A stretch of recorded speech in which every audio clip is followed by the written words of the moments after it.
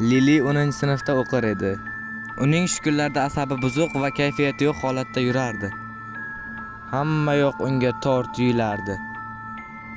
Maktabdan qaytayotganida sinfdoshi: "Hoy, Lili, yaxshimisan? Kayfiyatlaring yaxshimi?" dedi.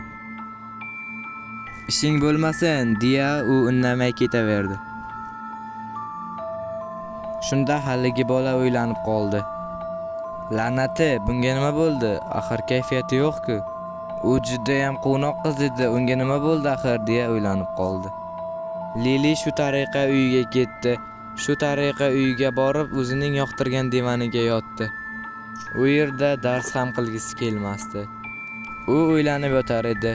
Nimani o'ylayotganini esa o'zi ham bilmasdi. Kayfiyati 0 darajada edi.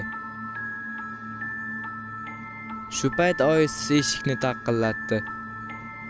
"Qizim, iltimos, menga yordam beror", dedi. Lili: "Yo'q, oyijon, men dars qilyapman", deya qo'pol ohangda gapirdi. Ertangi kun u yana kayfiyati yo'q va tushkun holatda maktabdan qaytar edi. Shu payt bir qariya kulib turdi. "Hoy qizaloq, menga qara, xohlagan tilagingni ayt. Menda bir quti bor, tilaklar qutisi.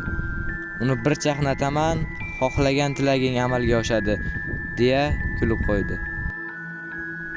Lili esa "Menga tinchlik kerak", deya yo'lida davom etdi. Qariya gugurtni chaqnatdi. Lili ertasi kuni maktabda dars qilib o'tirar ekan, uning shunchalik uyqusi kelib, ko'zlari yumilib ketdi. U uxlab qoldi. Ancha vaqtdan keyin esa ko'zini ochdi. Va u tobutda edi. U shunchalik baqirardiki, lekin uni hech kim eshitmasdi. Chunki u yer ostida edi.